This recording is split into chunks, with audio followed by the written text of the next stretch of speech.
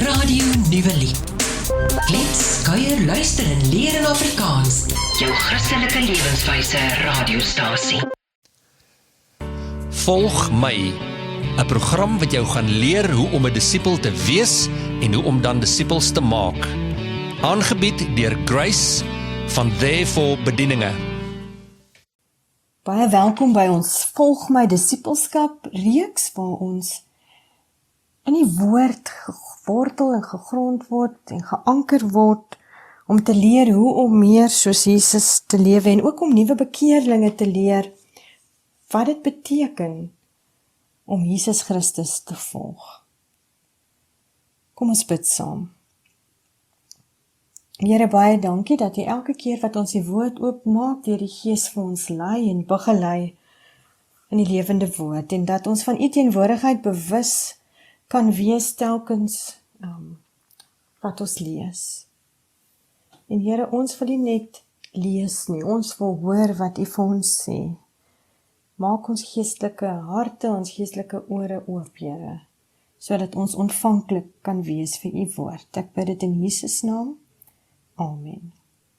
Vandag se tema handel oor Satan se stryd teen Jesus Christus. In die vorige sessie het ons uit die woord gesien wat Jesus se opstanding vir jou en my beteken. As ek en jy sê ons het vir Jesus aangeneem en ons glo in Jesus Christus, dan glo ons ook dat hy opgestaan het uit die dood, en dan beteken dit dat ek en jy hoop het.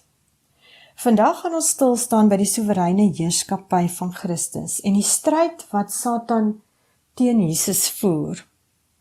Nou, na Jesus se opstanding uit die dood het hy in sy verheerlikte en let wel menslike natuur, dit was nie 'n goddelike natuur nie, hy het in sy verheerlikte menslike natuur vir 40 dae aan sy volgelinge verskyn.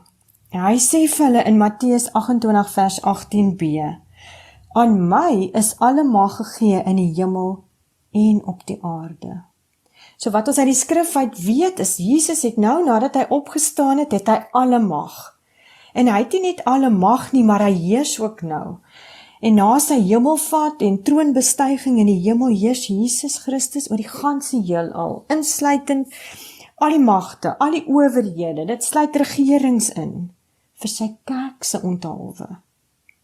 Ons lees in Efesiërs 1 vers 22 en 23, aan hom het God alles onderwerp, hom bo alles verhef en hom aangestel as hoof van die kerk.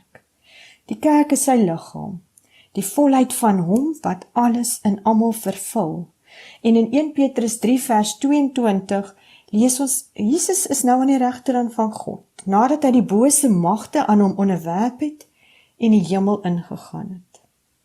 God die Vader het alles in Jesus Christus se hande geplaas. Johannes 3 vers 35 lees ons, die Vader het die Seun lief en het alles in sy hand gegee. So wat ons hier as 'n inleiding moet onthou is, Jesus Christus heers oor alle mense en alle aardse koninkryke. Hy heers oor al die lewendes en die dooies. Hy heers met 'n soewereine heerskappy, met mag, met geregtigheid en in liefde. En moenie hierdie ding vergeet nie, hy heers veral om die verlorenes te soek en te red, want Lukas 19 vers 10 sê vir ons, die Seun van die mens het immers gekom om te soek en te red wat verlore is. Trek solank jou Bybel nader, ons gaan vandag lees uit Openbaring uit, so kry solank jou Bybel gereed. Ons lees uit Openbaring 12 vanaf vers 1 tot 17. Toe het daar 'n groot teken in die hemel verskyn. Daar was 'n vrou met die son as kleed om haar, die maan onder haar voete, en op haar kop 'n kroon van 12 sterre. Sy was swanger en het geskree van die pyn, want die geboortepyne was daar. Daar het ook 'n ander teken in die hemel verskyn. Daar was 'n groot vuurrooi draak, met 7 koppe en 10 horings, en op sy koppe was daar 7 heerserskrone. Sy stert het 1/3 van die sterre van die hemel saamgesleep en hulle op die aarde gegooi. Die draak het voor die vrou gestaan wat op die punt was om 'n kind te kry. Hy wou haar kind verslind, sodra sy hom in die wêreld bring. Sy het 'n kind in die wêreld gebring, 'n seun, bestem om al die nasies met 'n ysterscepter te regeer. Haar kind is egter weggeruk na God en na sy troon toe, en die vrou het na die woestyn toe gevlug, waar God vir haar 'n plek gereed gemaak het, sodat die mense haar daar 1260 dae lank kon versorg. Daar het 'n oorlog gekom in die hemel. Michael en sy engele moes oorlog voer teen die draak. Die draak en sy engele het oorlog gevoer, maar hulle is verslaan. In die hemel was daar geen spoor meer van hulle te vind nie, want die groot draak, die slang van ouds, wat die duiwel en die Satan genoem word en wat die hele wêreld verlei, is uit die hemel uitgegooi. Hy is op die aarde gegooi en sy engele saam met hom. Toe het ek 'n stem in die hemel gehoor wat hard uitgeroep het: Nou het ons God die redding gebring. Nou is sy mag en koningskap hier en die gesag van sy gesalfde. Die aanklaer van ons medegelowiges is uit die hemel uitgegooi. Hy wat hulle dag en nag voor God aangekla het. Hulle het self die oorwinning oor hom behaal, danksy die bloed van die lam en die boodskap waarvan hulle getuig het. En hulle het nie hul lewens so lief gehad dat hulle onwillig was om vir hom te sterwe nie. Daarom, hemel en die wat daarin bly, verheug julle, maar vir julle land en see wag daar ellende, omdat die duiwel na julle toegekom het, met groot woede en met die wete dat hy min tyd het. Toe die draak sien dat hy op die aarde gegooi is, het hy die vrou agtervolg wat die seun in die wêreld gebring het. Maar aan die vrou is 2 groot arensvlerke gegee, sodat sy na die woestyn, na haar plek toe, kon vlieg. Daar was sy die hele vasgestelde tyd weg van die slang af, versorg. Die slang het toe 'n stroom water soos 'n rivier uit sy bek agter die vrou aan uitgespoeg, sodat sy deur die stroom meegesleur kon word. Maar die aarde het die vrou te hulp gekom. Dit het oopgegaan en die stroom opgesluk wat die draak uit sy bek uitgespoeg het. Die draak was woedend oor die vrou en hy het weggegaan om oorlog te maak teen haar ander nakomelinge wat die gebooie van God nakom en aan die getuienis vashou wat Jesus gelewer het. Ons lees ook Openbaring 13 die eerste vers. En toe het ek 'n dier uit die see sien kom met 10 horings en 7 koppe. Op sy horings was daar 10 heerserskrone en op sy koppe godlasterlike name. Ons gaan nou 'n bietjie kyk na hierdie eerste 7 verse van Openbaring 12 en julle sal sien dat hierdie skrifgedeelte daarop dui dat die wêreldse stryd teen die kerk, en ons lees hiervan in hoofstuk 1 tot 11, die uiterlike en sigbare vorm van Satan, of soos wat hy ook genoem word in Openbaring 12 vers 1 tot 7, die draak, se stryd teen Christus, die manlike kind, die kind wat 'n seun, as 'n seun gebore is. Die vrou in vers 1, daar staan daar was 'n vrou met die son as kleed om haar, die maan onder haar voete en op haar kop 'n kroon van 12 sterre. Sy is 'n simbool van God se volk gedurende die Ou Testamentiese periode, Israel, en sy 12 stamme, waaruit die Messias, Jesus Christus dan nou, gebore sou word. Johannes 4 vers 22 sê Jesus ook, toe hy met die Samaritaanse vrou praat, julle aanbid sonder om te weet wat julle aanbid. Ons, en as hy sê ons, dan praat hy van die Jode, weet wat ons aanbid, van die verlossing kom uit die Jode. So hierdie gedeelte in Openbaring 12 gaan ons sien dat uit Israel, uit die 12 stamme, gaan die Messias gebore word, wat die verlossing gaan bring, nie net vir die Jode nie, maar vir ons elkeen. Die draak waarvan daar geskryf word, en ons kan dit lees in vers 9, want die groot draak, die slang van ouds, wat die duiwel en die Satan genoem word,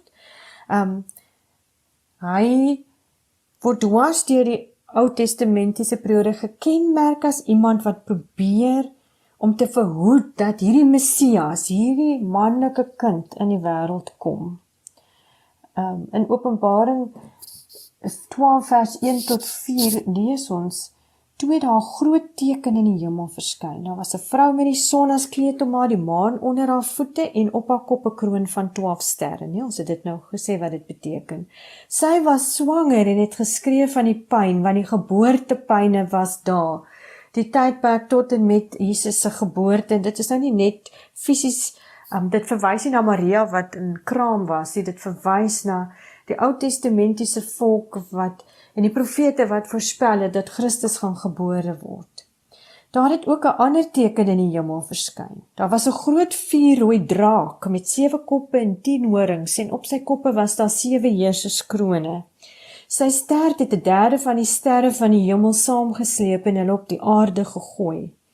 Die draak het voor die vrou gestaan wat op die punt was om 'n kind te kry. Hoekom? En hier is die belangrike deel. Hy wou haar kind verslind sodra sy hom in die wêreld bring. So, van die begin af wou Satan nie gehad het dat hierdie Messias gebore moet word nie. Die seun, die manlike kind, wat al die nasies met 'n ysterscepter sal regeer, en daai woord word so gebruik in vers 5, regeer. Letterlik beteken daai woord om te versorg soos 'n herder. So die seun wat al die nasies met 'n ysterscepter sou versorg soos 'n herder, is 'n simbool van Jesus. En die geboorte, die lewe, die dood, die opstanding, die hemelvaart en die troonbestuiging van Jesus Christus word uitgebeeld in een vers, in vers 5, as haar kind is egter weggeruk na God en sy troon toe. En Jesus Christus regeer nou oor alle nasies en sal hulle uiteindelik vernietig. Ons gaan 'n nuwe aarde en 'n nuwe hemel kry. Psalm 2 vers 7 tot 9 sê, ek wil vertel wat die Here aangekondig het. Hy het vir my gesê, jy is my seun, vandag het ek jou vader geword. Vra my en ek gee volke vir jou as eiendom, die hele aarde as jou besitting. Jy sal hulle verpletter met jou ysterscepter, hulle flente slaan soos 'n kleipot. En in Openbaring 19 vers 15 staan daar, uit sy mond het daar 'n skerp swaard gekom om die nasies mee te tref, en hy sal hulle met 'n ysterscepter regeer. Hy sal self die paarskyp trap vir die wyn van die toorn en die oordeel van God die Almagtige. Dis net 'n historiese agtergrond oor die boodskap van Openbaring. Nou, die eerste gevolg van Jesus Christus se volkome verlossingswerk op aarde, dit wat ons ook in die vorige sessies na gekyk het, is dat Satan gebind is. Sy mag is ingeperk, ingekort en beperk. Satan is gebind. En as die aanklaer van die Ou Testamentiese gelowiges, word Satan uit die hemel gesit, omdat volkome versoening nou gemaak is vir al die sondes van God se mense. In Job 1 vers 6 tot 11 lees ons, op 'n dag het die hemelwesens voor die Here kom staan en die Satan was ook onder hulle. Toe vra die Here vir hom, waar kom jy vandaan? En die Satan antwoord die Here, ek het die wêreld deurkruis. Die Here vra toe vir Satan, en my dienaar Job, het jy hom raak gesien? Sy gelyke kry jy nie op aarde nie. Hy is vroom en opreg, hy dien my en vir my die kwaad. Toe antwoord Satan die Here, dit is nie sonder rede dat Job u dien nie. U beskerm hom dan in sy huis en al sy goed. U maak alles wat hy doen voorspoedig, selfs sy veeteel vinnig aan. Maar raak nou net aan sy besittings en kyk of hy u nie in die gesig vervloek nie. So Satan, en ons ken die geskiedenis van Job, is die Here sê, ek gee vir jou 'n toestemming en hy laat hom toe om sekere goed met Job te laat gebeur.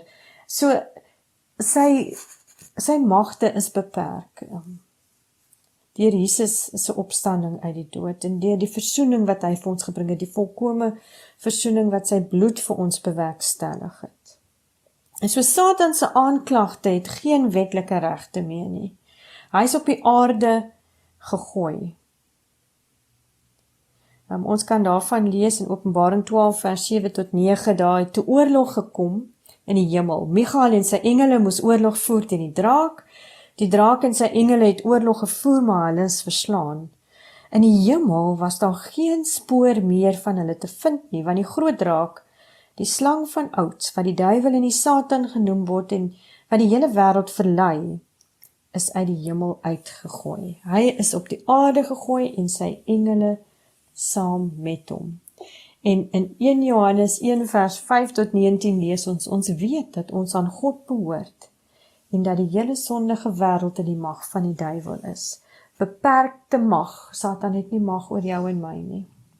Sedert Christus se eerste koms en die heerskappy van Christus 'n sigbare realiteit geword in die redding van gelowiges in die eerste plek, in die krag in veranderde lewens, dink aan jou lewe in die daaglikse koningskap of koninkryk van God in ons harte en lewens. Kolossense 1 vers 13 sê, hy het ons uit die mag van die duisternis weggeruk en ons onder die heerskappy gestel van sy seun wat hy liefhet. So God se soewereine heerskappy word oortuigend bevestig deur die gebeure in God se verlossingsgeskiedenis binne die geskiedenis van die wêreld. En wanneer Jesus weer kom, sê die skrif, dan gaan die evangelie, die goeie nuus, rakende God se koninkryk, sy koningskap, aan al die nasies in die wêreld verkondig wees. Matteus 24 vers 14 sê, en hierdie evangelie van die koninkryk sal in die hele wêreld verkondig word, sodat al die nasies die getuienis kan hoor. Eers dan sal die einde kom, en mense van elke stam, en taal, en mensegroep en nasie sal na Jesus toe getrek word. In Johannes 12 vers 31 tot 32 lees ons, nou kom die oordeel oor hierdie wêreld. Nou sal die owerste van hierdie wêreld, die Satan, uitgegooi word buitentoe. En as ek, dis nou Jesus van die aarde af verhoog is, sal ek almal na my toe trek. So God se oorwinning deur Christus is 'n onveranderbare historiese feit. Wat tans gebeur is dat hierdie oorwinning ontvou word in die geskiedenis van die mens. Satan en al sy bondgenote, en hulle word in die Bybel genoem, die antichriste, die vals profete, die immorele wêreld en die mense wat die merk van die antichrist dra, kan nie die triomfantelike vordering van Jesus Christus en sy boodskap, die evangelie, die ewige plan, die goeie nuus voorkom nie. Satan se magte is beperk. Die evangelie gaan na al die nasies toe gaan. Dit sê die skrif en dan kom Jesus weer. So dis die eerste gevolg van Christus se volkome verlossingswerk, Satan se magte is gebind. Die tweede gevolg van sy volkome verlossingswerk op aarde is dat Satan en sy bondgenote die kerk vervolg.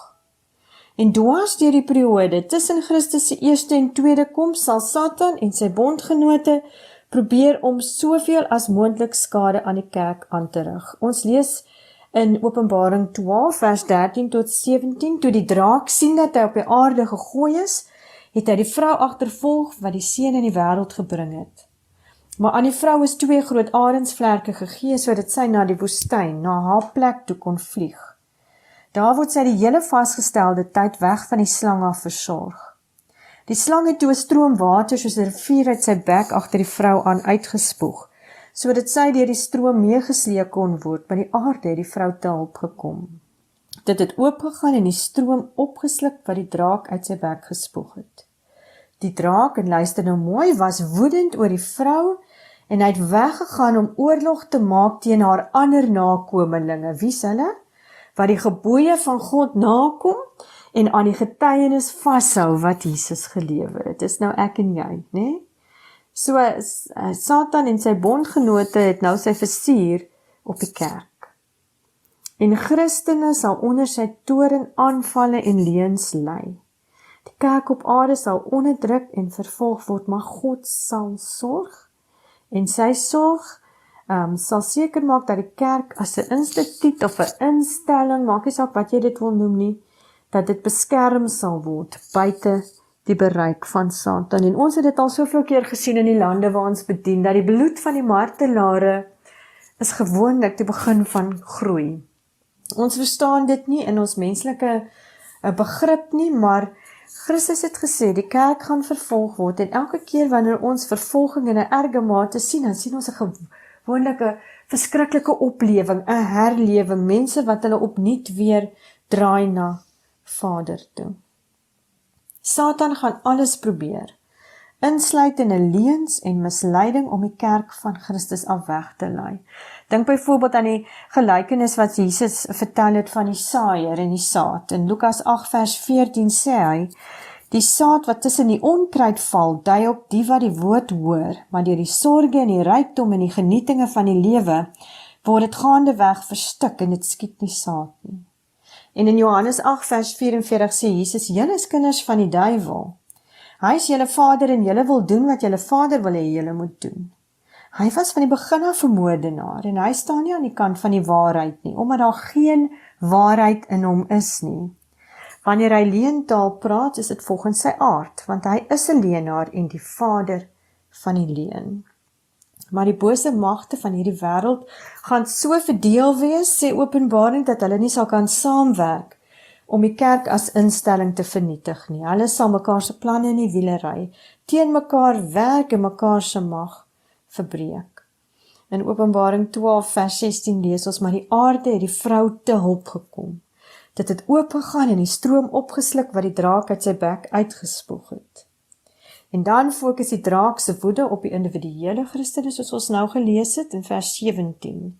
Die draak was woedend oor die vrou en het weggegaan om oorlog te maak teen haar ander nakomelinge wat die gebooie van God nakom en aan die getuienis vashou wat Jesus gelewer het. Nou hierdie stryd, waarvan ons in Openbaring 12 vers 1 tot 7 lees, duur dwars deur die Nuwe Testamentiese periode voort, en hierdie periode eindig eers wanneer Jesus Christus weer kom met sy tweede koms. En daai tydperk tussen Christus se eerste en tweede koms word in hierdie skrifgedeelte gesimboliseer met die getal 1260 dae, of 'n vasgestelde tyd. Die Engelse vertaling sê a time, times and half a time. En ons lees hiervan in die Bybel, hierdie getal, ook in Daniël 7 vers 25, en dis 'n simbool van 'n tydperk van onderdrukking, verdrukking, vervolging. En die lengte van hierdie tydperk word bepaal deur die begin en die einde van hierdie periode. En die periode begin met die eerste koms van Christus, die geboorte van 'n seun in Openbaring 12 vers 1 tot 7, en eindig na 42 maande van vertrapping, verdrukking, of 1260 dae, met die finale oordeel met Christus se tweede koms. En so ons lees in Openbaring 11 vers 18, die nasies was woedend, maar nou het die tyd vir u oordeel gekom. Die eindtyd het aangebreek, die dooies word geoordeel. Aan die dienaars, die profete en aan die gelowiges, die wat die vrees klein en groot word hulle loon gegee. En die wat die aarde vernietig, word vernietig. En die begin, wanneer dit gebeur, is dit ook die begin van die finale fase van die koninkryk van God op die nuwe aarde, wat tot in ewigheid sal duur. So die boodskap van Openbaring 12 vers 1 tot 7 is dit. Deur Christus se eerste koms het hy Satan oorwin, en Satan kan nie meer die vooruitgang van die evangelie in die geskiedenis van die mensdom stuit nie. Sy magte is beperk, en wanneer almal gehoor het, wanneer ons taak volbring het om die goeie nuus te bring aan almal, al die nasies, dan sal Jesus weer kom. Kom ons bid saam. Here, dankie dat u vir ons bemoedig vandag uit hierdie skrif uit, dat u vir ons leer, dat u vir Satan oorwin het toe u gesterf het, dat Satan se magte beperk is, en dat niks, nie Satan of sy trawante, die verspreiding van die evangelie nie, die uitbou van die koninkryk kan stuit nie. En Here, hier is ons. Gebruik vir ons as instrumente in die hande om deel te wees daarvan om die koninkryk hier op aarde te laat kom. Ons wag, Here, dat elke nasie, elke volk en taal sal hoor dat u die Here is. Ek bid dit in die naam van Jesus Christus. Amen. Grace is betrokke by Therefore Ministries, wat ten doel het om vervolgde Christene te ondersteun en toe te rus. skakel hulle gerus by die 041 360 1946. Stuur 'n e-pos na support@thereforministries.org, besoek hulle Facebook bladsy of hulle webwerf by thereforministries.org. Jy luister nou na Radio Nuwelie, jou Christelike lewenswyse radiostasie. Klets, kuier, luister en leer in Afrikaans.